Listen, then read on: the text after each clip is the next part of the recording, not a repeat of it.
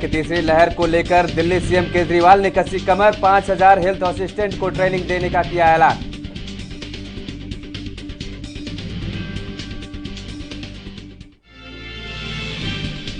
Corona curfew खत्म होने के बाद आज से खुले पर्यटन स्थल। इमामबाड़ा में उमड़ा पर्यटकों का सैलाब, एक बार में 100 लोगों को जाने की इजाजत।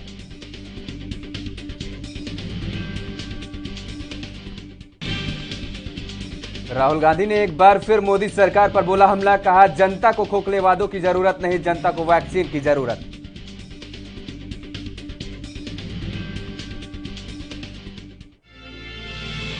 और यूपी के गाजीपुर में शर्मनाक मामला आया सामने। गंगा में बंद बॉक्स में तैरती हुई मिली 21 दिनों की बच्ची। मल्लाह परिवार ने बच्ची को अपनाने की कही बात।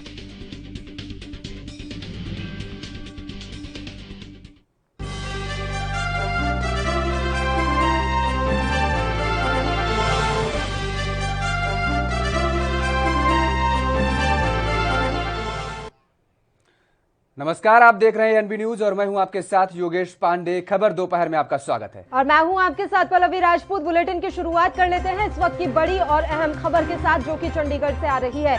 बड़ी जानकारी आप तक पहुंचा रहे हैं। लुधियाना से सांसद रवनीत बिट्टू को नोटिस जारी किया गया है। पंजाब राज्य अनुसूचित जाति आयोग ने ये नोटिस जारी किया है। ये जानकारी हम आप तक पहुंचा रहे हैं। रवनीत बिट्टू को ये नोटिस जारी किया गया है।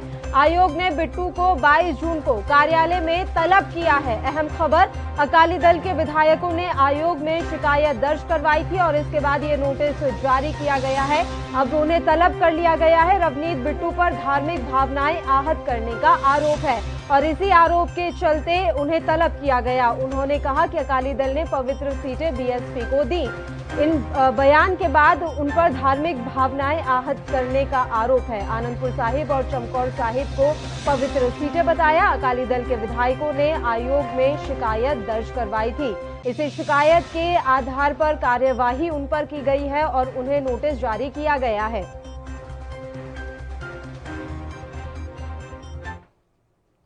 चलिए अब खबरों का रुख कर लेते हैं। केंद्रीय कानून मंत्री रविशंकर प्रसाद ने माइक्रो ब्लॉगिंग प्लेटफॉर्म कू पर कई पोस्ट कर सोशल मीडिया साइट ट्विटर पर कई सवाल खड़े किए हैं और कहा है कि कई मौके दिए जाने के बाद भी ये दिशा निर्देशों का पालन करने में विफल रही है। और उन्होंने कहा है कि इससे लेकर कई सवाल उठ रहे हैं कि क्या ट्विटर एक सुरक्षित प्लेटफॉर्म है, और इस मामले को साधारण फैक्ट से है ये कि ट्विटर 26 मई से लागू हुए मध्यस्थ दिशा निर्देशों का पालन करने में असफल रहा है। और इसके अलावा इन गाइडलाइंस का पालन करने के लिए ट्विटर को कई मौके भी दिए गए, लेकिन उसने जानबूझकर इनका पालन नहीं किया। प्रसाद ने अपने अगले पोस्ट में कहा है कि भारत की संस्कृति बड़े भूगोल की तरह बदलती रहती है। कुछ मामलों में सोशल मीडिया के प्रसार के साथ साथ एक छोटी सी चिंगारी भी आग का कारण बन सकती है, खासकर नकली समाचारों के मामले में। मध्यस्थ दिशा निर्देशों को लाने का एक मकसद ये भी था कि सोशल मीडिया साइट पर फेक न्यूज का सिलसिला ना चले, लेकिन ये आश्चर्य की बात है कि जो ट्विटर खुद को अभिव्यक्ति की आजादी के रूप में पेश करता है, वही मध्यस्थ दिशा निर्देशों की बात आते समय जानबूझकर उनका पालन न करने का ही रास्ता चुनता है।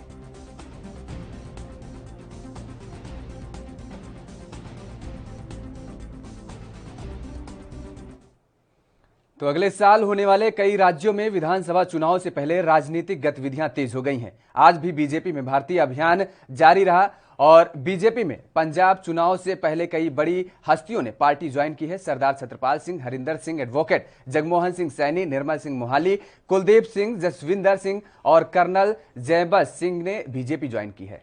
बता दें कि बीजेपी में कुछ दिन पहले ही जितिन प्रसाद शामिल हुए थे। उत्तर प्रदेश में अगले साल होने वाले विधानसभा चुनाव से पहले कांग्रेस को छोड़ जितिन प्रसाद बीजेपी के साथ आ गए। ब्राह्मण समाज में नाराजगी के बीच इसे बीजेपी का अहम कदम माना गया। आपको ये भी बता दें कि साल 2022 में होने वाले विधानसभा चुनावों को लेकर अभी से ही कमर कसी जा रही है। उत्तर प्रदेश और पंजाब में लगातार हलचल तेज है।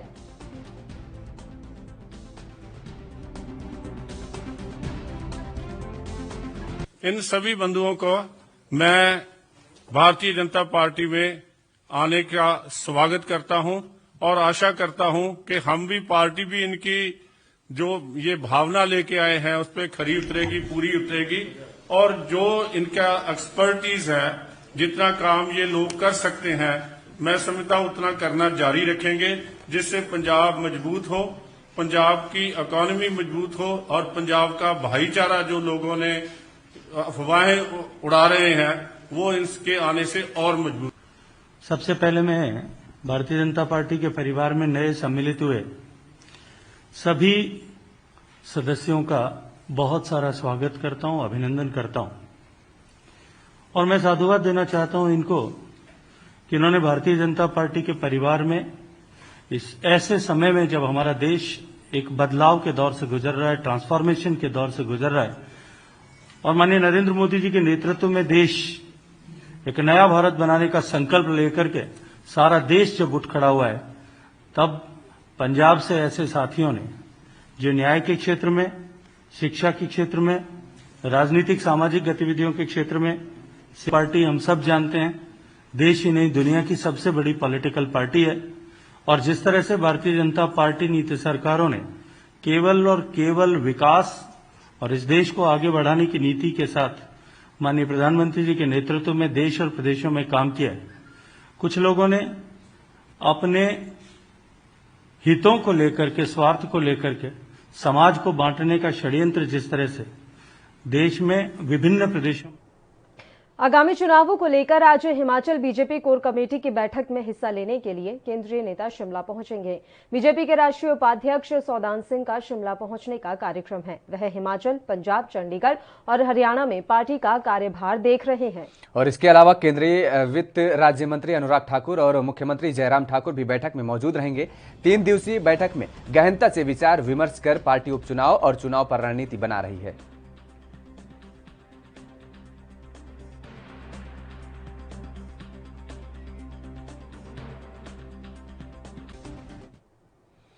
तो दुनिया के कई देशों में आ चुकी तीसरी लहर और भारत में आने के प्रबल संभावना को लेकर दिल्ली सरकार इन दिनों मिशन मोड पर है, काम कर रही है। और इसी कड़ी में दिल्ली के मुख्यमंत्री अरविंद केजरीवाल ने बुधवार को प्रेस कॉन्फ्रेंस कर बताया है कि दिल्ली में सरकार ने 5000 हेल्थ असिस्टेंट तैयार करने का एक बहुत महत्वाकांक्षी योजना बनाई है। तीसरी लहर से लड़ने के लिए दिल्ली सरकार 5000 हेल्थ असिस्टेंट को ट्रेनिंग देगी जो डॉक्टर्स के साथ काम करेंगे, ताकि अगर भारत में तीसरी लहर आए तो हेल्थ वर्करों को किसी तरह की समस्या का सामना न करना पड़े।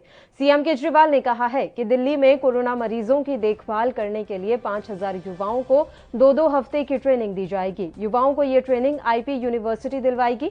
सभी युवाओं को दिल्ली के 9 बड़े मेडिकल इंस्टीट्यूट में बेसिक ट्रेनिंग की सुविधा मिलेगी। और सीएम केजरीवाल ने कहा है कि ये 5000 हेल्थ असिस्टेंट डॉक्टर और नर्स के असिस्टेंट के रूप में काम करेंगे। 17 जून से इसके लिए ऑनलाइन आवेदन किया जा सकता है और 28 जून से इनकी ट्रेनिंग शुरू होगी और इसके लिए 12वीं कक्षा पास लोग योग्य होंगे।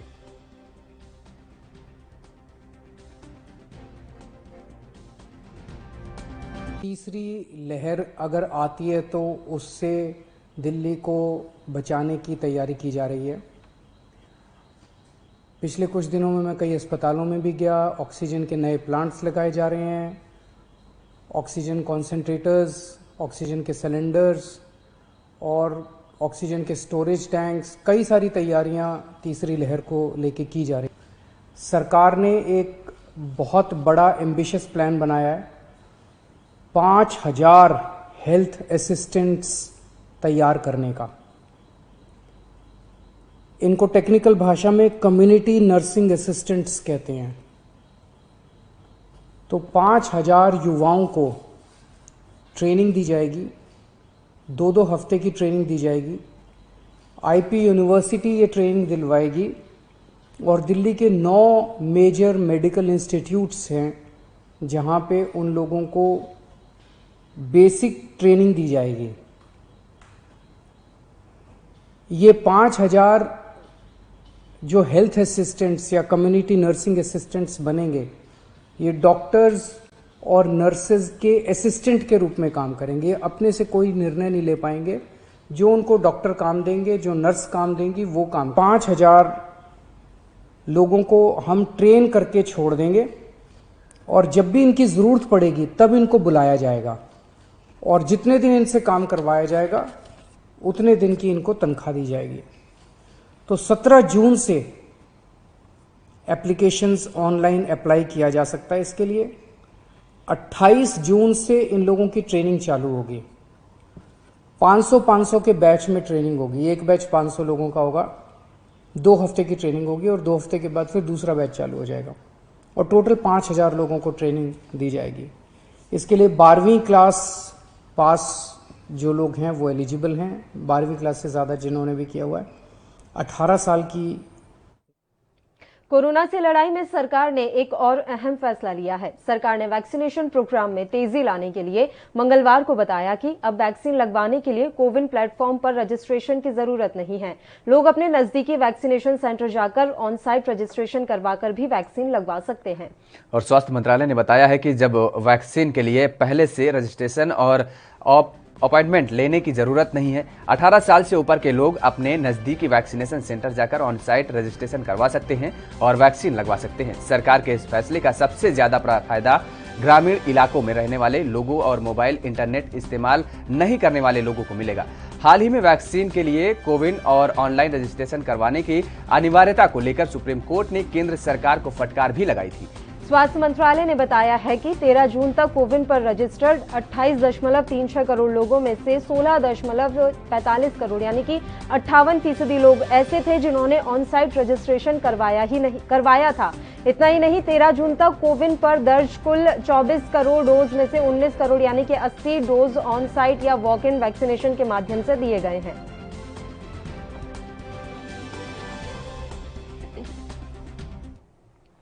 देश में जानलेवा कोरोना वायरस की दूसरी लहर का प्रकोप जारी है। हालांकि नए मामलों की संख्या में गिरावट दर्ज की जा रही है, लेकिन मौत अभी भी बड़ी संख्या में हो रही हैं।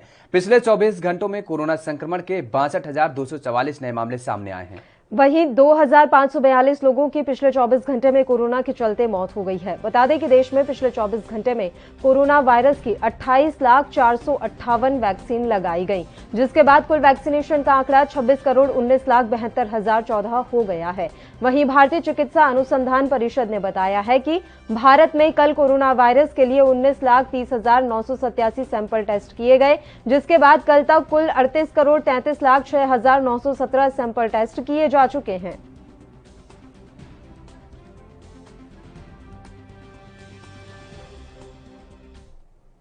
भारतीय पुरातत्व विभाग ने ताजमहल और लाल किला सहित देश के केंद्रीय संरक्षित स्मारकों और म्यूजियम्स को खोलने का आदेश जारी किया था, जो आज से लागू हो गया है। कोरोना महामारी के चलते देश के स्मारक 2 महीने से बंद थे। बुधवार यानी कि आज से पर्यटक इन स्मारकों में आ जा सकेंगे, लेकिन पुरातत्व विभाग ने आगंतुकों की संख्या पर अंकुश लगाते हुए इनकी संख्या को कम कर दिया है। यानी एक दिन में केवल सीमित संख्या में ही पर्यटक स्मारक में प्रवेश कर सकेंगे और आज कुछ संख्या में पर्यटक ताजमहल और लाल किला घूमते नजर भी आए।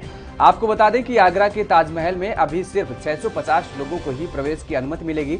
वहीं टिकट के लिए भी नियम बनाए गए हैं। आदेश के मुताबिक सभी टिकट ऑनलाइन बुक होंगे और ऑफलाइन किसी को भी टिकट नहीं दिए जाएंगे।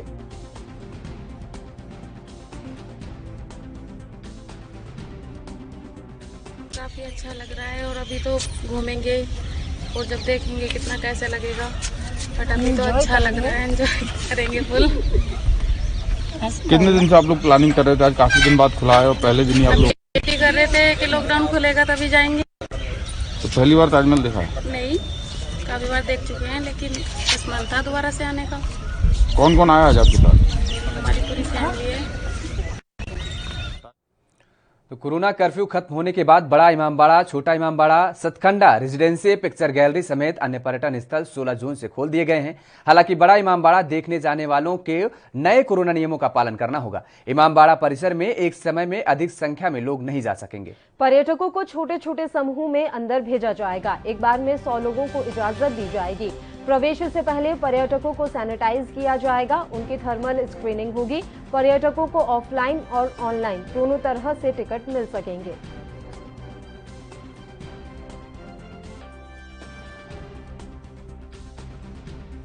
मैं यहाँ का हेड सिपाही हूँ और पूरी हम लोग कोशिश करें कि आदेशी के ऊपर पालन करेंगे।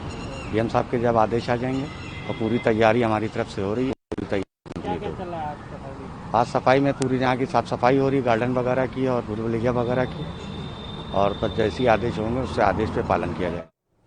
खबर दोपहर में खबरों का सिलसिला लगातार जारी रहेगा। फिलहाल वक्त तो चला एक छोटी सी ब्रेक का।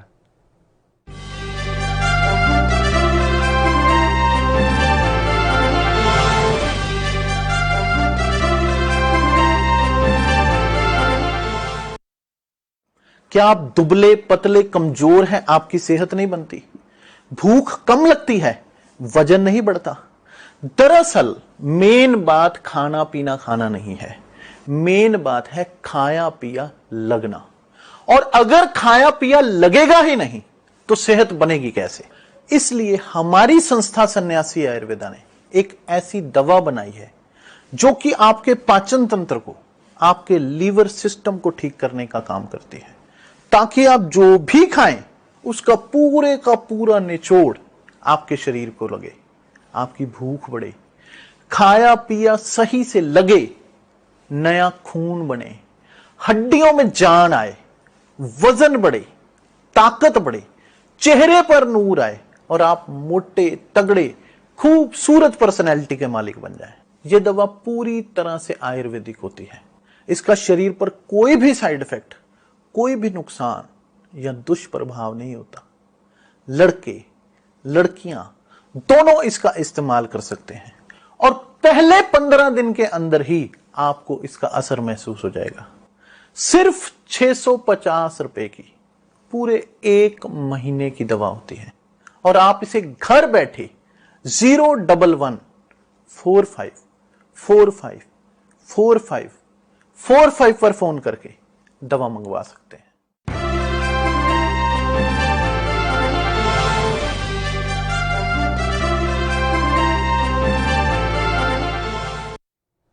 ब्रेक के बाद एक बार फिर से आप सभी का स्वागत है। बढ़ते हैं कुछ और खबरों की ओर। कोरोना संक्रमण को लेकर कांग्रेस के पूर्व अध्यक्ष राहुल गांधी लगातार केंद्र सरकार पर हमला बोल रहे हैं। राहुल गांधी ने एक बार फिर मोदी सरकार के खिलाफ ट्वीट कर निशाना साधा है। उन्होंने कहा कि जनता को मोदी सरकार के झूठ और तुकबंदी के नारे नहीं, बल्कि जल्द से जल्द पूर्ण वैक्सीनेशन की जरूरत है।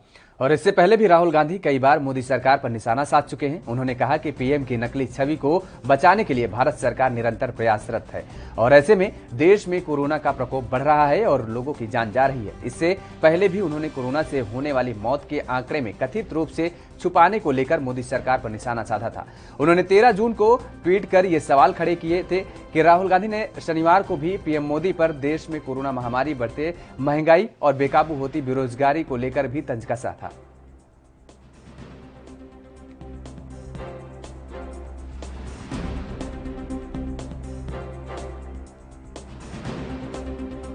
तो आपको बता दें कि राहुल गांधी ने आज एक बार फिर से प्रधानमंत्री नरेंद्र मोदी पर हमला बोलते हुए कहा कि उनकी झूठ और तुकबंदी अब देश को नहीं चाहिए, बल्कि देश को जल्द से जल्द पूर्ण वैक्सीनेशन चाहिए। इसके अलावा उन्होंने कहा कि जनता को खोखले वादों की जरूरत नहीं है।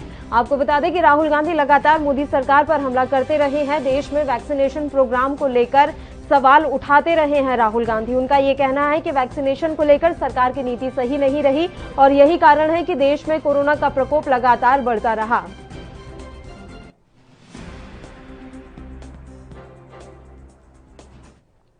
बुलेटिन में खबरों का सिलसिला लगातार यूं ही जारी रहेगा। एक और छोटे से ब्रेक के लिए यहां रुक रहे हैं, फौरन हाजिर होंगे।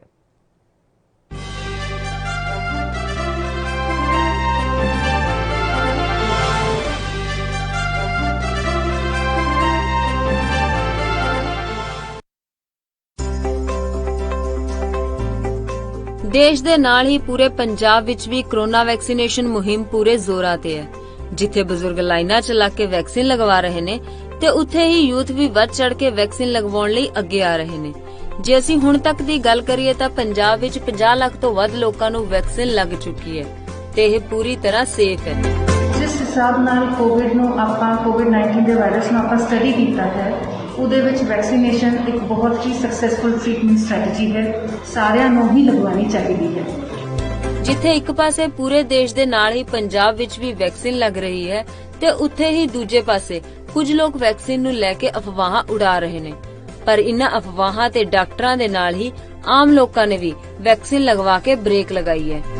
ਅਫਵਾਹਾਂ ਤੋਂ ਬਚੋ, ਏਦਾਂ ਦੀ ਕੋਈ ਗੱਲ ਨਹੀਂ ਆ। ਅੱਗੇ ਵੱਧ ਕੇ ਇੰਜੈਕਸ਼ਨ ਲਵਾਉਣਾ ਚਾਹੀਦਾ। ਪਰ ਹੁਣ ਦੇਖ ਲਓ ਤੁਸੀਂ ਲਾਈਨਾਂ 'ਚ ਲੋਕੀ ਲੱਗੇ ਹੋਏ ਕਿ ਇੰਜੈਕਸ਼ਨ ਲਵਾ ਦਿਓ, ਪਰ ਉਹ ਪਾਗਲ ਥੋੜੀ ਜਿਹੜੇ ਲਾਈਨਾਂ 'ਚ ਲੱਗੇ ਹੋਏ ਆ ਇੰਜੈਕਸ਼ਨ ਲਵਾਉਣ ਨੂੰ।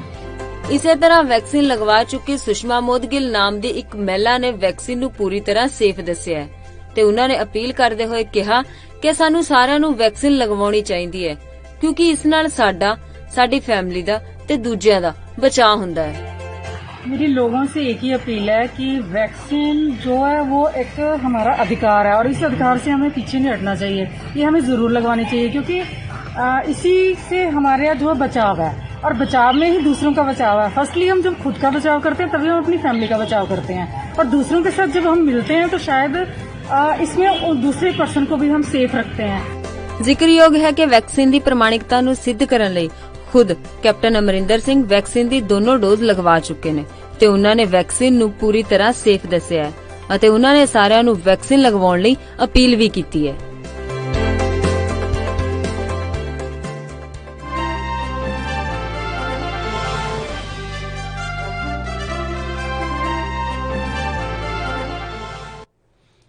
ब्रेक के बाद एक बार फिर आप सभी का स्वागत है। खबरों में आगे बढ़ेंगे। राम जन्मभूमि ट्रस्ट पर राम मंदिर के लिए जमीन खरीद में भ्रष्टाचार और घोटाले का आरोप लगा है और जिसके बाद से विपक्षी दल हमलावर हो गए हैं। राम मंदिर निर्माण ट्रस्ट को लेकर कांग्रेस महासचिव प्रियंका गांधी ने फेसबुक पर पोस्ट लिखी है। उन्होंने लिखा कि श्री राम मंदिर निर्माण ट्रस्ट द्वारा एक जमीन की खरीदारी में घपला हुआ है। अयोध्या की एक जमीन को 18 मार्च 2021 को 2 लोग 2 करोड़ रुपए में खरीदते हैं। ये जमीन मंदिर निर्माण के लिए नहीं है बल्कि मंदिर परिसर से दूर है। 2 करोड़ की ये जमीन सिर्फ 5 मिनट के बाद श्री राम मंदिर निर्माण ट्रस्ट की ओर से 18.5 करोड़ रुपए में खरीद ली गई, यानी जमीन की कीमत 5.5 लाख रुपए प्रति सेकंड की दर से बढ़ गई। क्या इस पर कोई विश्वास कर सकता है? मत भूलिए, यह सारा पैसा हिंदुस्तान की जनता का है और मंदिर निर्माण के दान और चढ़ावे के रूप में दिया गया था। जमीन की खरीद बिक्री से संबंधित बैनामे और रजिस्ट्री में गवाहों के नाम के एक समान है। एक गवाह मंदिर ट्रस्ट की ट्रस्टी हैं और दूसरे गवाह बीजेपी नेता और अयोध्या के मेयर हैं। श्री राम जन्मभूमि मंदिर ट्रस्ट के सचिव की तरफ से जारी बयान में कहा गया है कि जमीनें का रेट बढ़ गए हैं और इसलिए इतना भुगतान हुआ है।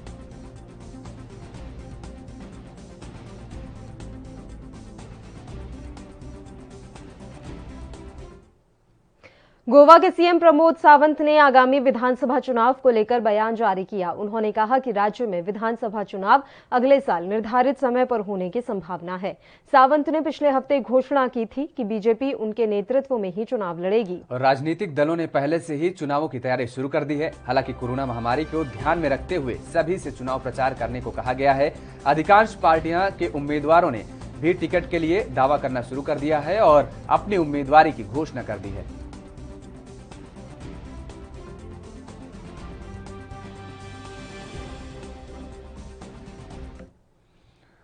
उधर कोरोना के मामले कम होते देख चंडीगढ़ प्रशासन ने कोरोना कर्फ्यू में दी गई ढील में बढ़ोतरी कर दी है। अब रात 10:30 बजे से सुबह 5 बजे के बीच रात का कर्फ्यू लगाया जाएगा, जो कि पहले रात 10 बजे से सुबह 5 बजे तक होता था। यानी लोगों को आधे घंटे की छूट देते हुए राज्य सरकार ने यह फैसला लिया है। हालांकि लोगों से अपील की गई है कि बिना किसी काम घर से बाहर ना निकलें और कोरोना प्रोटोकॉल का पालन करें। सभी गैर जरूरी गतिविधियों के लिए व्यक्तियों और यात्रियों की आवाजाही पर प्रतिबंध रहेगा। उक्त घंटों के दौरान कोई भी व्यक्ति अपने घरों को नहीं छोड़ेगा और न ही सड़क या सार्वजनिक स्थान पर घूमेगा। कोरोना की तीसरी लहर के खतरे को देखते हुए चंडीगढ़ पीजीआई बच्चों में सीरो सर्वे करेगा ताकि बच्चों के शरीर में एंटीबॉडी की जांच की जा सके। यह सर्वे अगले 7 से 10 दिनों में शुरू कर दिया जाएगा और अगले 1 महीने में इसके परिणाम हमारे सामने होंगे।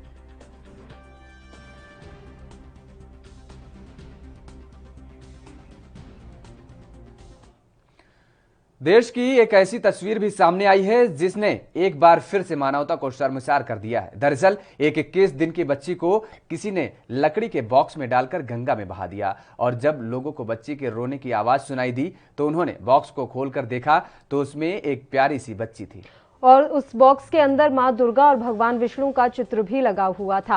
बच्ची की कमर में चुनरी बंधी थी, साथ में बच्ची की जन्म कुंडली भी थी, उसमें रखी गई थी, जिसमें उसका नामकरण गंगा किया गया था। उधर इस बच्ची को गंगा में पाने वाला मल्लाह परिवार इसे अब अपनाना चाहता है, लेकिन जिलाधिकारी ने उन्हें अभी 7 दिनों के इंतजार के लिए बात कही है। पाठ कराते हैं तीरे करैया उरैया भैल चाहे सेहरा भैल मुंडन भैल, ये सब हम पूजा पाठ कराते हैं ना। तीरे जो भी चढ़ता है 10-20 है ना, उसको हमको मिलता है ना। कोई छोड़ेगा बच्चा तो भीड़ भाड़ में नहीं छोड़ेगा, साइड में छोड़ेगा कहीं भी, तो बच्चा को साइड में छोड़ दिया है ना। जो भी छोड़ा साइड में छोड़ दिया। कुछ लोग गए वहाँ लैट्रिन चाहे बाथरूम करने, तो वहाँ बच्चे को आवाज मिली तो उसको बच्चे को कोई छू नहीं रहा। उधर राजस्थान की अशोक गहलोत सरकार में नित नए सियासी ड्रामे देखने को मिल रहे हैं। गहलोत सरकार आए दिन नित नए आरोपों से घिरी रहती है। ऐसे में कांग्रेस के ही विधायक ने मुख्यमंत्री अशोक गहलोत पर फोन टेपिंग को लेकर आरोप लगाया, जिसके बाद से सियासत में हलचल और भी ज्यादा तेज हो गई है। वहीं राजस्थान की सियासी हलचल को देखते हुए केंद्रीय मंत्री गजेंद्र सिंह शेखावत ने राजस्थान के सियासत को लेकर कहा है कि मौजूदा सरकार की स्थिति को देखते हुए जनता ने भी स्वीकार कर लिया है कि इस परिस्थिति के चलते प्रदेश में सुधार की कोई संभावना नहीं है। चुनाव का परिणाम आने से पहले, चुनाव के समय से लेकर के चुनाव परिणाम आने से लेकर के और सरकार बनने तक और उससे लेकर के आज तक ये कसर थी, है और बनी हुई। मुझे लगता है कि अब ये जो है इसका कसल का जोड़ तोड़ का, आपसी विक्रय का और कांग्रेस पार्टी का राजस्थान में कांग्रेस की सरकार का चोली दामन का साथ हो गया है। मुझे लगता है कि अब जो है ये जनता भी इस बात को जान गई है और जनता ने भी अपना मंतव्य स्वीकार कर लिया है कि अब इस तरह की परिस्थिति के चलते किसी तरह का सुधार होने की कोई संभावना नहीं है।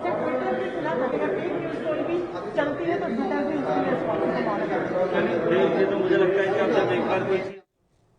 एक और छोटे से ब्रेक के लिए बुलेटिन में रुकते हैं, फौरन हाजिर होंगे।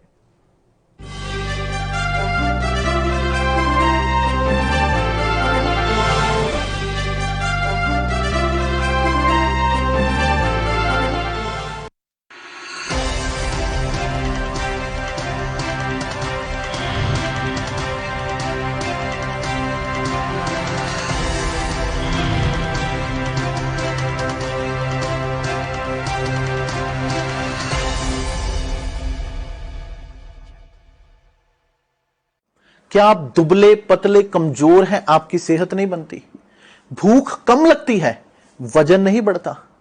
दरअसल मेन बात खाना पीना खाना नहीं है, मेन बात है खाया पिया लगना।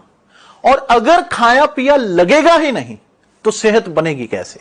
इसलिए हमारी संस्था सन्यासी आयुर्वेदा ने एक ऐसी दवा बनाई है जो कि आपके पाचन तंत्र को, आपके लीवर सिस्टम को ठीक करने का काम करती है, ताकि आप जो भी खाएं उसका पूरे का पूरा निचोड़ आपके शरीर को लगे, आपकी भूख बढ़े, खाया पिया सही से लगे, नया खून बने, हड्डियों में जान आए, वजन बढ़े, ताकत बढ़े, चेहरे पर नूर आए और आप मोटे तगड़े खूबसूरत पर्सनैलिटी के मालिक बन जाएं। यह दवा पूरी तरह से आयुर्वेदिक होती है। इसका शरीर पर कोई भी साइड इफेक्ट, कोई भी नुकसान या दुष्प्रभाव नहीं होता। लड़के लड़कियां दोनों इसका इस्तेमाल कर सकते हैं और पहले 15 दिन के अंदर ही आपको इसका असर महसूस हो जाएगा। सिर्फ 650 रुपए की पूरे 1 महीने की दवा होती है और आप इसे घर बैठे 01145454545 पर फोन करके दवा मंगवा सकते हैं।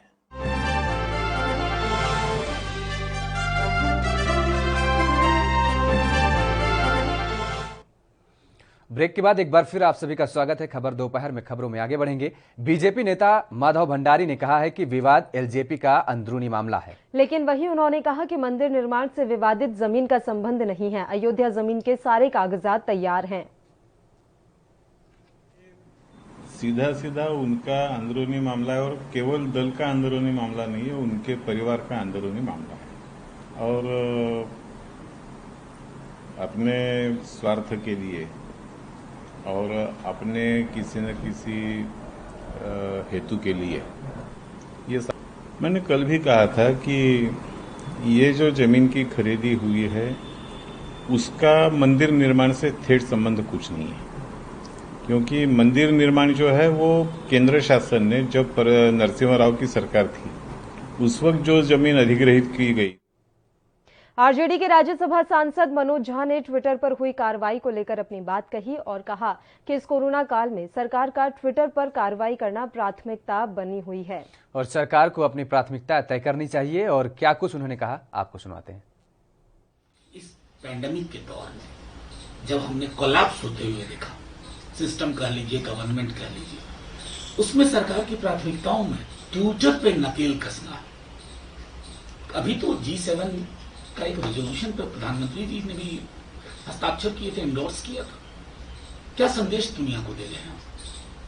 ये हमारी प्राथमिकता होनी चाहिए ना। विशाल हृदय का ये देश किसी एक प्लेटफॉर्म से कमजोर हो जाए। मैं समझता हूं कि सरकार को अपनी प्राथमिकताएं तय करनी चाहिए साहब। अरे हॉस्पिटल बनाओ, लोग गंगा में तैरते हुए इस दुनिया से गए, उसकी उस पर कहीं कोई चर्चा नहीं। वहां अकाउंटेबिलिटी किसकी फिक्स कर रहे हैं? कोई नहीं।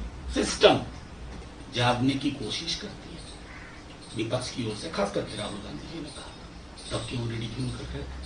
कभी उपहास उड़ाइए, बाद में उसी बात को मान लीजिए। अगर मैं टाइमलाइन देखूं गवर्नमेंट के इंटरवेंशन का, चेंज इन इंटरवेंशन का, तो ये साफ है कि पहले आप रिडिक्यूल करते हैं, फिर उसी चीज को एक्सेप्ट करते हैं। बिल्कुल नहीं। कहां गांव गवाई इलाकों में हम वैक्सीन पहुंचा पाते? कितने लोग कंफर्टेबल है रजिस्टर करने में? मैं समझता हूं कि ये दृष्टिकोण है। इस इतने विशाल देश में, इतनी बहुलता वाले जो क्षेत्र की बहुलता है, कई सारे लोग कंफर्टेबल नहीं है गैजेट से जो हुआ है। ये तो मैं सीधे तौर पे मानता हूं कि ये 5 सांसद की स्क्रिप्ट है। ये स्क्रिप्ट लिखी गई है एक अन्य मार्ग में। आशीर्वाद संभवतः दिल्ली से भी था, लेकिन ये लोग इस भूल में ना रहे।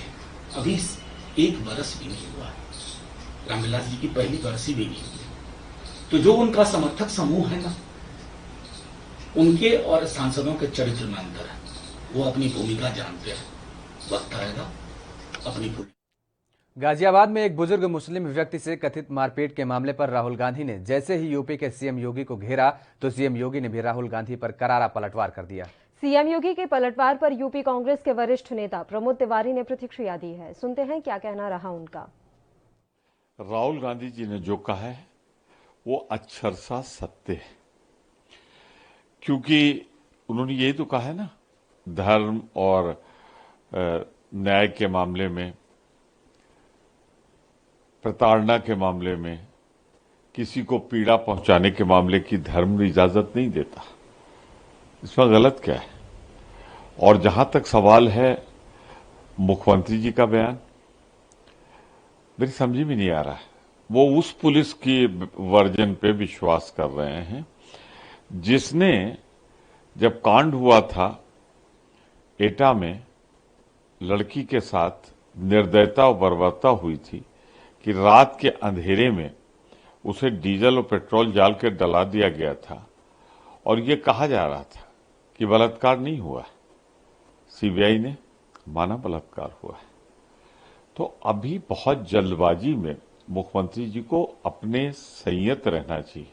राहुल गांधी जी ने जो कहा है, मैं उसका समर्थन करते हुए ये कहना चाहता हूं कि इसकी निष्पक्ष जांच हो, जो बयान आता हैं उनकी जांच हो, और फैसला अदालत को करने दिया जाए। जांच हो, निष्पक्षतापूर्वक जांच हो, जो सच्चाई हो सामने आए। पर 2-3 बातें ऐसी हैं जिनका सच्चाई सामने आना चाहिए। उसका बयान कहाँ है? जब तक जिसको प्रताड़ना दी गई उसका बयान ना आ जाए, जिसको निर्दयता और निर्ममता पूर्वक पीटा गया है उसका बयान ना आ जाए, और फिर दाढ़ी काटने का कुछ मकसद समझ में नहीं आया, उसकी निष्पक्षता से जांच होनी चाहिए। ये ढेर सारे सवाल छोड़ता है। और जो उम्र है बुजुर्ग की, वो साफ साफ ये दर्शाती है कि निर्दयता, निर्ममता और सारे बंधनों को तोड़ते हुए जिस तरह हुई ये घटना, ये दर्शाता है कि कानून का राज उत्तर प्रदेश में नहीं। फिलहाल वक्त तो चला है एक और छोटी सी ब्रेक का। ब्रेक के बाद फौरन हाजिर होते हैं।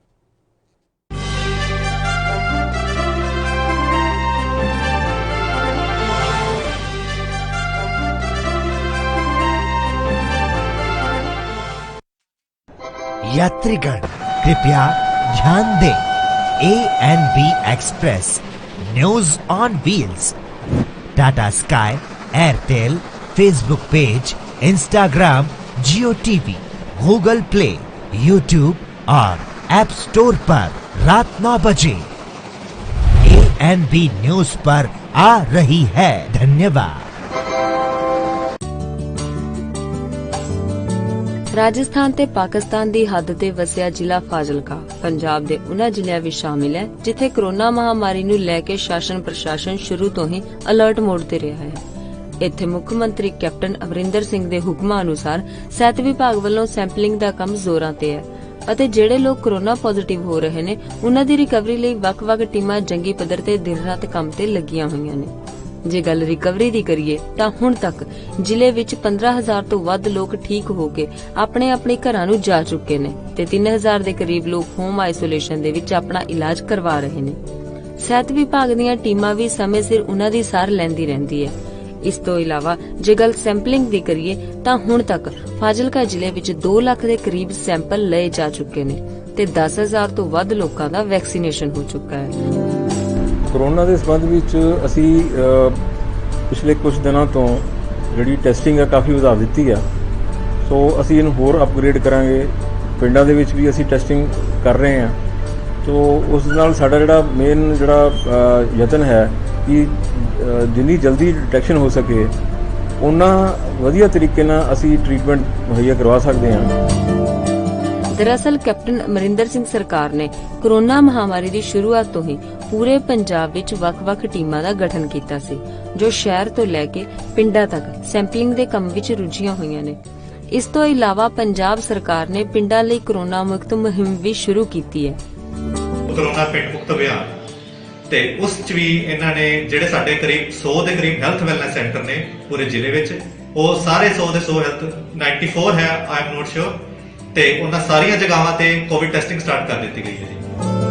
ਜ਼ਿਕਰਯੋਗ ਹੈ ਕਿ ਪੰਜਾਬ ਦੀ ਕੈਪਟਨ ਅਮਰਿੰਦਰ ਸਿੰਘ ਸਰਕਾਰ ਨੇ ਸ਼ੁਰੂ ਤੋਂ ਹੀ ਇਸ ਵਾਇਰਸ ਦੇ ਪ੍ਰਕੋਪ ਨੂੰ ਸਮਝਿਆ ਤੇ ਇਸ ਨੂੰ ਜ਼ਿਆਦਾ ਫੈਲਣ ਨਹੀਂ ਦਿੱਤਾ ਕਿਉਂਕਿ ਸਰਕਾਰ ਆਪਣਾ ਫਰਜ਼ ਸਮਝਦੀ ਹੈ।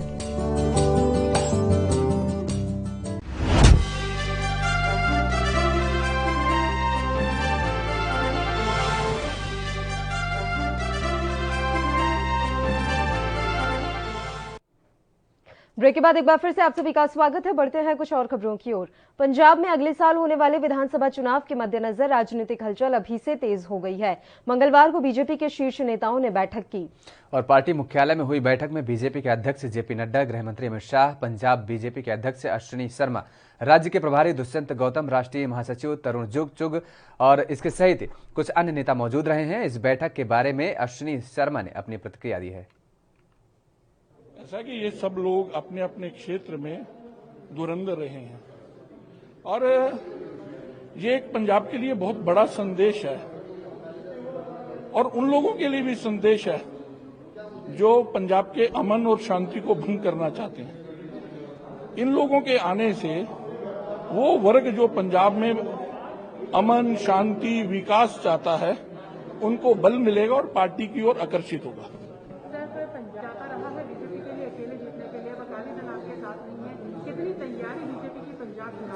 ऐसा है कि चाहे बीजेपी अकाली दल के साथ कई सीटों पे चुनाव लड़ती थी, लेकिन 94 सीटें जहां अकाली चुनाव लड़ते थे भारतीय जनता पार्टी की महत्वपूर्ण भूमिका रहती थी। इसलिए चुनाव लड़ाने वाले को चुनाव लड़ना पड़े खुद तो कोई मुश्किल कार्य नहीं होता। हमारा कार्यकर्ता और हमारी ऑर्गेनाइजेशनल ढांचा जो है वो पूरी तरह से 117 सीटों पे चुनाव लड़ने के लिए तैयार है।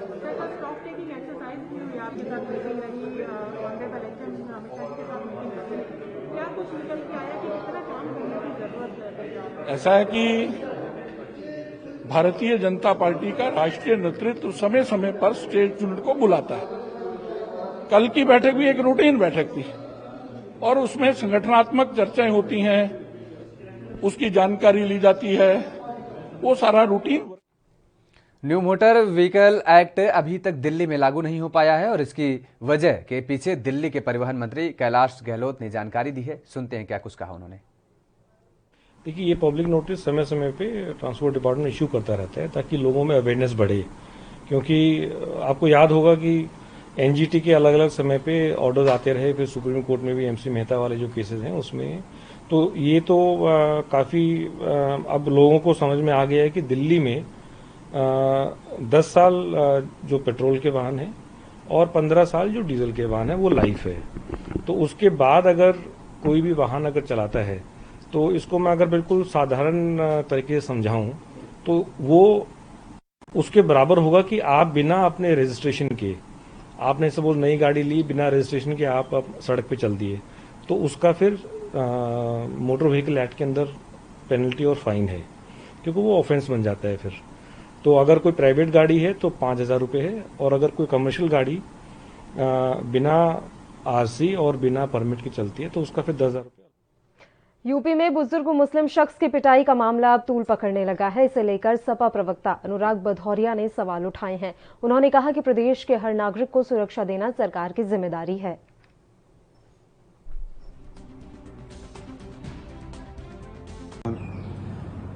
इस देश के अंदर सभी जानते हैं कि जाति धर्म की राजनीति कौन करता है, कौन है जो जाति धर्म की राजनीति को बढ़ावा देता है, किसी से नहीं छुपा है। मैं तो उत्तर प्रदेश की सरकार से कहूंगा कि सरकार की जिम्मेदारी होती है कि उत्तर प्रदेश के अंदर में कोई व्यक्ति चाहे किसी भी जाति धर्म का हो, उसकी सुरक्षा करना सरकार की जिम्मेदारी होती है, और उसका लॉ एंड ऑर्डर मेंटेन करना भी सरकार की जिम्मेदारी होती है। सरकार अपनी जिम्मेदारी से नहीं भाग सकती। ये बिहार में घटते संक्रमण को देखते हुए बुधवार से राज्य सरकार ने कुछ छूट बढ़ा दी है। मंगलवार को हुई क्राइसिस मैनेजमेंट ग्रुप की बैठक के बाद इसकी घोषणा की गई है, और अब नई गाइडलाइन के अनुसार 16 से 22 जून तक सुबह के 6 बजे से लेकर शाम के 6 बजे तक दुकानें खुलेंगी। वहीं नाइट कर्फ्यू शाम के 7 बजे की जगह रात के 8 बजे से सुबह 5 बजे तक रहेगा। मंगलवार को आई नई गाइडलाइन में कई नियमों में अभी फेरबदल नहीं किया गया है, यानी कुछ पाबंदियां पहले की तरह ही रहेंगी। स्कूल, कॉलेज और कोचिंग संस्थान अभी बंद ही रहेंगे। शॉपिंग मॉल, धार्मिक स्थल, क्लब, जिम, पार्क को भी अभी खोलने की अनुमति नहीं दी गई है। वहीं सार्वजनिक स्थलों पर भी हर तरह के कार्यक्रमों पर रोक लगा दी गई है। इसके अलावा शादी और श्राद्ध में अभी भी 20 लोगों को ही अनुमति है। और रेस्तरां और ढाबे सुबह के 9 बजे से लेकर रात के 9 बजे तक खाना दे सकते हैं, लेकिन सिर्फ होम डिलीवरी, जबकि सरकारी और गैर सरकारी कार्यालयों के 5 बजे तक खोला जा सकेगा। हालांकि जिला प्रशासन को सख्त चेतावनी दी गई है कि कोविड प्रोटोकॉल का उल्लंघन होने पर बाजार को अस्थायी रूप से बंद कर सकता है।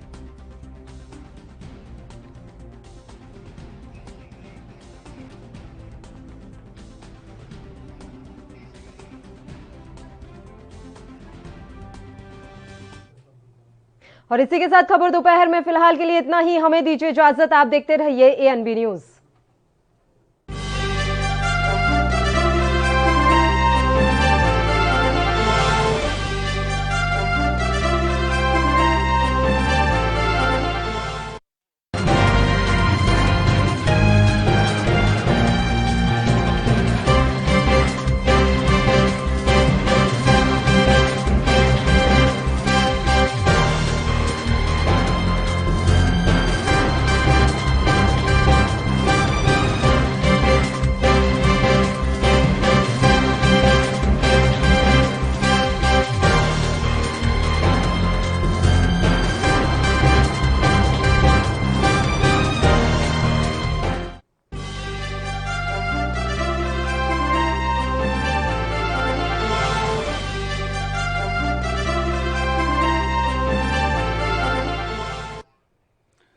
नमस्कार, आप देख रहे हैं ANB न्यूज और मैं हूं आपके साथ योगेश पांडे। खबर दोपहर में आपका स्वागत है और मैं हूं आपके साथ पल्लवी राजपूत। बुलेटिन की शुरुआत कर लेते हैं। केंद्रीय कानून मंत्री रविशंकर प्रसाद ने माइक्रो ब्लॉगिंग प्लेटफॉर्म कू पर कई पोस्ट कर सोशल मीडिया साइट ट्विटर पर कई सवाल खड़े किए हैं और कहा है कि कई मौके दिए जाने के बाद भी ये दिशा निर्देशों का पालन करने में विफल रही है। और उन्होंने कहा है कि इससे लेकर कई सवाल उठ रहे हैं कि क्या ट्विटर एक सुरक्षित प्लेटफॉर्म है, और इस मामले को साधारण फैक्ट से है ये कि ट्विटर 26 मई से लागू हुए मध्यस्थ दिशा निर्देशों का पालन करने में असफल रहा है।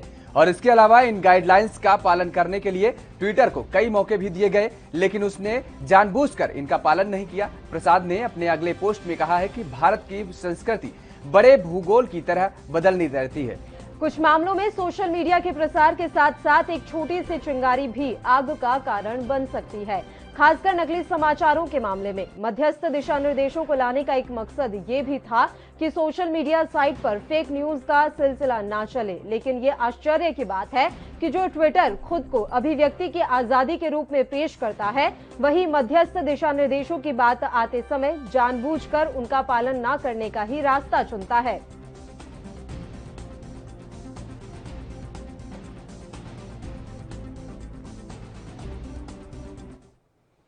तो अगले साल होने वाले कई राज्यों में विधानसभा चुनाव से पहले राजनीतिक गतिविधियां तेज हो गई हैं। आज भी बीजेपी में भर्ती अभियान जारी रहा और बीजेपी में पंजाब चुनाव से पहले कई बड़ी हस्तियों ने पार्टी ज्वाइन की है। सरदार छत्रपाल सिंह, हरिंदर सिंह एडवोकेट, जगमोहन सिंह सैनी, निर्मल सिंह मोहाली, कुलदीप सिंह, जसविंदर सिंह और कर्नल जयबस सिंह ने बीजेपी ज्वाइन की है। बता दें कि बीजेपी में कुछ दिन पहले ही जितिन प्रसाद शामिल हुए थे। उत्तर प्रदेश में अगले साल होने वाले विधानसभा चुनाव से पहले कांग्रेस को छोड़ जितिन प्रसाद बीजेपी के साथ आ गए। ब्राह्मण समाज में नाराजगी के बीच इसे बीजेपी का अहम कदम माना गया। आपको ये भी बता दें कि साल 2022 में होने वाले विधानसभा चुनावों को लेकर अभी से ही कमर कसी जा रही है। उत्तर प्रदेश और पंजाब में लगातार हलचल तेज है।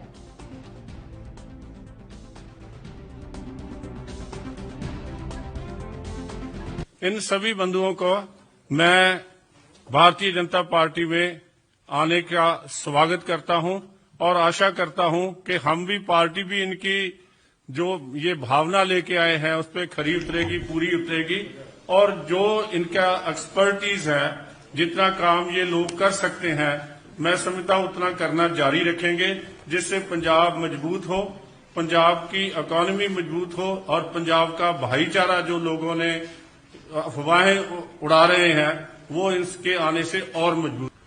सबसे पहले मैं भारतीय जनता पार्टी के परिवार में नए सम्मिलित हुए सभी सदस्यों का बहुत सारा स्वागत करता हूं, अभिनंदन करता हूं और मैं साधुवाद देना चाहता हूं इनको कि इन्होंने भारतीय जनता पार्टी के परिवार में इस ऐसे समय में जब हमारा देश एक बदलाव के दौर से गुजर रहा है, ट्रांसफॉर्मेशन के दौर से गुजर रहा है,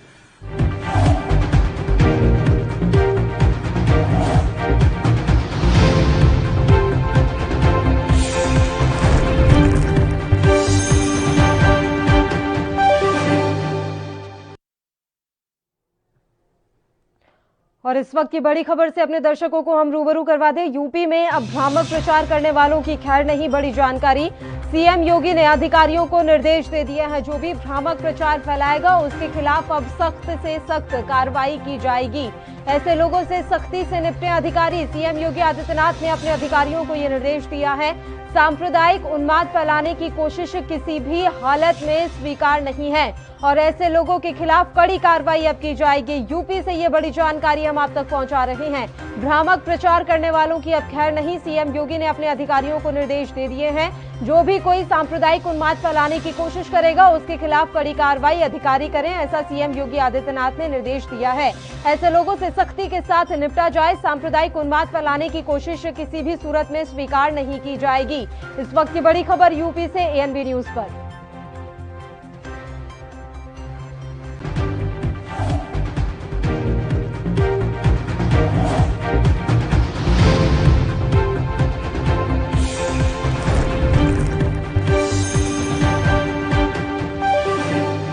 आने के प्रबल संभावना को लेकर दिल्ली सरकार इन दिनों मिशन मोड पर है, काम कर रही है और इसी कड़ी में दिल्ली के मुख्यमंत्री अरविंद केजरीवाल ने बुधवार को प्रेस कॉन्फ्रेंस कर बताया है कि दिल्ली में सरकार ने 5000 हेल्थ असिस्टेंट तैयार करने का एक बहुत महत्वाकांक्षी योजना बनाई है। तीसरी लहर से लड़ने के लिए दिल्ली सरकार 5000 हेल्थ असिस्टेंट को ट्रेनिंग देगी, जो डॉक्टर्स के साथ काम करेंगे, ताकि अगर भारत में तीसरी लहर आए तो हेल्थ वर्करों को किसी तरह की समस्या का सामना न करना पड़े। सीएम केजरीवाल ने कहा है कि दिल्ली में कोरोना मरीजों की देखभाल करने के लिए 5000 युवाओं को 2-2 हफ्ते की ट्रेनिंग दी जाएगी। युवाओं को ये ट्रेनिंग आईपी यूनिवर्सिटी दिलवाएगी। सभी युवाओं को दिल्ली के 9 बड़े मेडिकल इंस्टीट्यूट में बेसिक ट्रेनिंग की सुविधा मिलेगी। और सीएम केजरीवाल ने कहा है कि ये 5000 हेल्थ असिस्टेंट डॉक्टर और नर्स के असिस्टेंट के रूप में काम करेंगे। 17 जून से इसके लिए ऑनलाइन आवेदन किया जा सकता है और 28 जून से इनकी ट्रेनिंग शुरू होगी और इसके लिए 12वीं कक्षा पास लोग योग्य होंगे।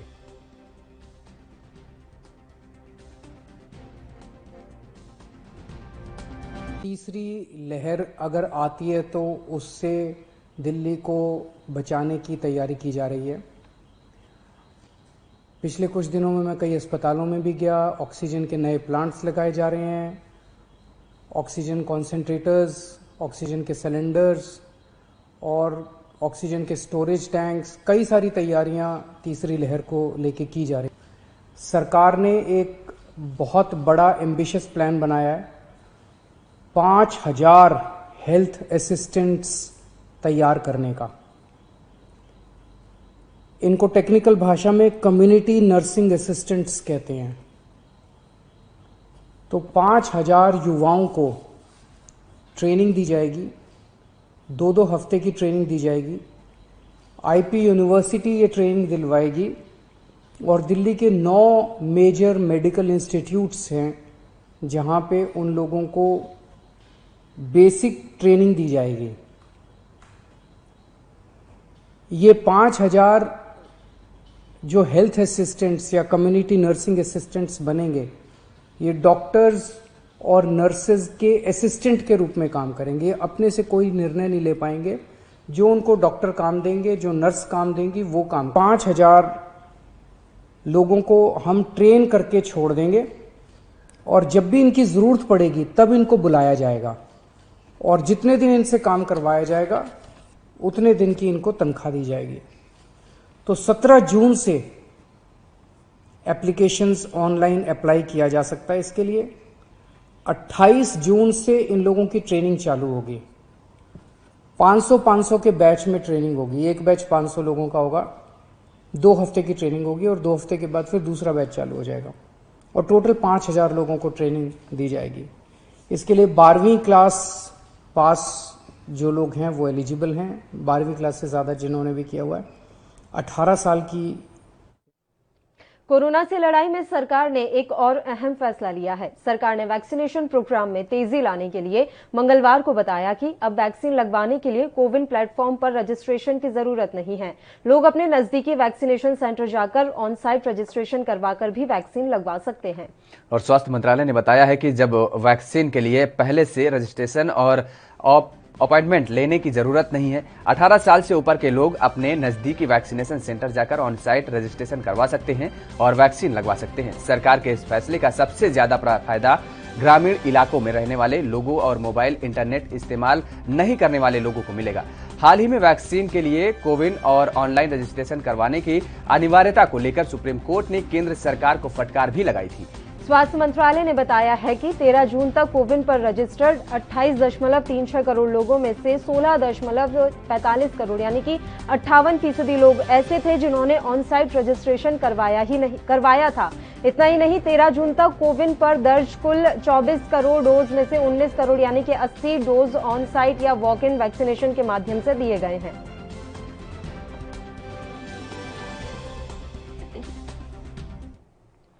देश में जानलेवा कोरोना वायरस की दूसरी लहर का प्रकोप जारी है। हालांकि नए मामलों की संख्या में गिरावट दर्ज की जा रही है, लेकिन मौत अभी भी बड़ी संख्या में हो रही हैं। पिछले 24 घंटों में कोरोना संक्रमण के 62,244 नए मामले सामने आए हैं। वहीं 2,542 लोगों की पिछले 24 घंटे में कोरोना के चलते मौत हो गई है। बता दें कि देश में पिछले 24 घंटे में कोरोना वायरस की 28,458 वैक्सीन लगाई गई, जिसके बाद कुल वैक्सीनेशन का आंकड़ा 26,19,72,014 हो गया है। वहीं भारतीय चिकित्सा अनुसंधान परिषद ने बताया है कि भारत में कल कोरोना वायरस के लिए 19,30,987 सैंपल टेस्ट किए गए, जिसके बाद कल तक कुल 38,33,06,917 सैंपल टेस्ट किए जा चुके हैं।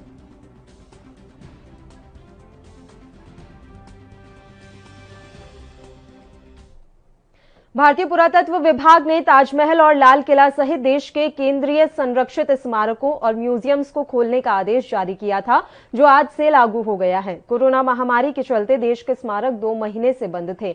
बुधवार यानी कि आज से पर्यटक इन स्मारकों में आ जा सकेंगे, लेकिन पुरातत्व विभाग ने आगंतुकों की संख्या पर अंकुश लगाते हुए इनकी संख्या को कम कर दिया है। यानी एक दिन में केवल सीमित संख्या में ही पर्यटक स्मारक में प्रवेश कर सकेंगे और आज कुछ संख्या में पर्यटक ताजमहल और लाल किला घूमते नजर भी आए। आपको बता दें कि आगरा के ताजमहल में अभी सिर्फ 650 लोगों को ही प्रवेश की अनुमति मिलेगी। वहीं टिकट के लिए भी नियम बनाए गए हैं। आदेश के मुताबिक सभी टिकट ऑनलाइन बुक होंगे और ऑफलाइन किसी को भी टिकट नहीं दिए जाएंगे।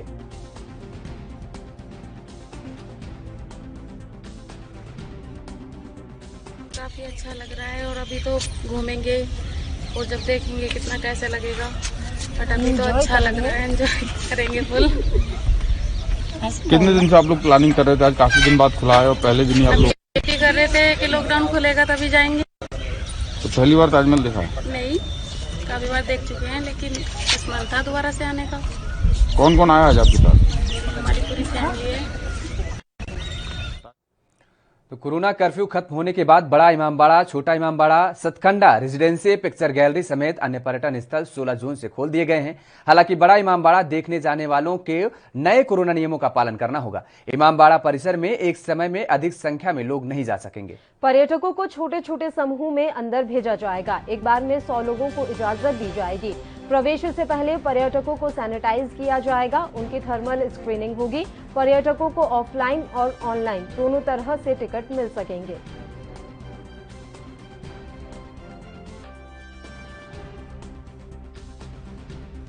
मैं यहाँ का हेड सिपाही हूँ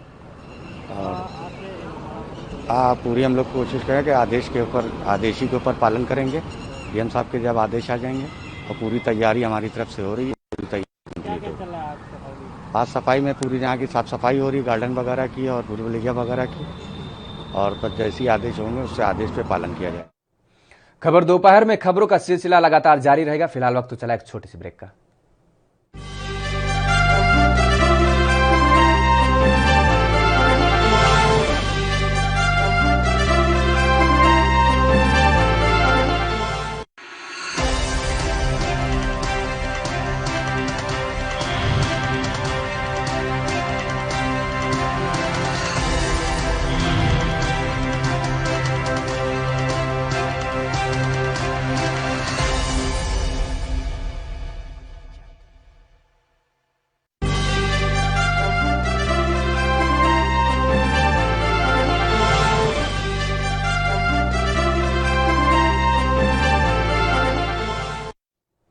ब्रेक के बाद एक बार फिर से आप सभी का स्वागत है। बढ़ते हैं कुछ और खबरों की ओर। कोरोना संक्रमण को लेकर कांग्रेस के पूर्व अध्यक्ष राहुल गांधी लगातार केंद्र सरकार पर हमला बोल रहे हैं। राहुल गांधी ने एक बार फिर मोदी सरकार के खिलाफ ट्वीट कर निशाना साधा है। उन्होंने कहा कि जनता को मोदी सरकार के झूठ और तुकबंदी के नारे नहीं, बल्कि जल्द से जल्द पूर्ण वैक्सीनेशन की जरूरत है।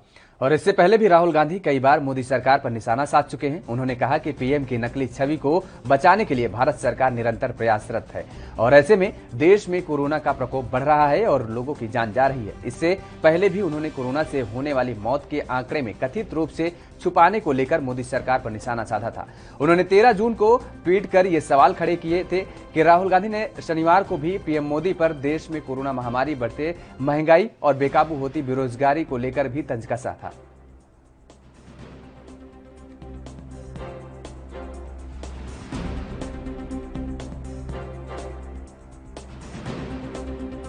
तो आपको बता दें कि राहुल गांधी ने आज एक बार फिर से प्रधानमंत्री नरेंद्र मोदी पर हमला बोलते हुए कहा कि उनकी झूठ और तुकबंदी अब देश को नहीं चाहिए, बल्कि देश को जल्द से जल्द पूर्ण वैक्सीनेशन चाहिए। इसके अलावा उन्होंने कहा कि जनता को खोखले वादों की जरूरत नहीं है। आपको बता दें कि राहुल गांधी लगातार मोदी सरकार पर हमला करते रहे हैं। देश में वैक्सीनेशन प्रोग्राम को लेकर सवाल उठाते रहे हैं राहुल गांधी। उनका ये कहना है कि वैक्सीनेशन को लेकर सरकार की नीति सही नहीं रही और यही कारण है कि देश में कोरोना का प्रकोप लगातार बढ़ता रहा।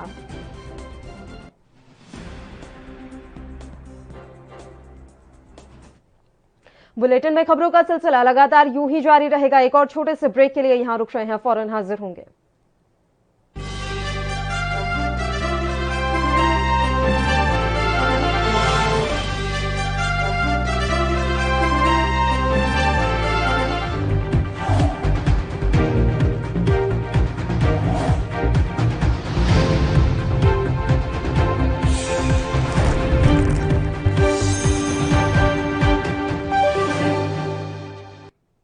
नमस्कार, स्वागत है आपका 3 बजे 3 खबर में और मैं हूं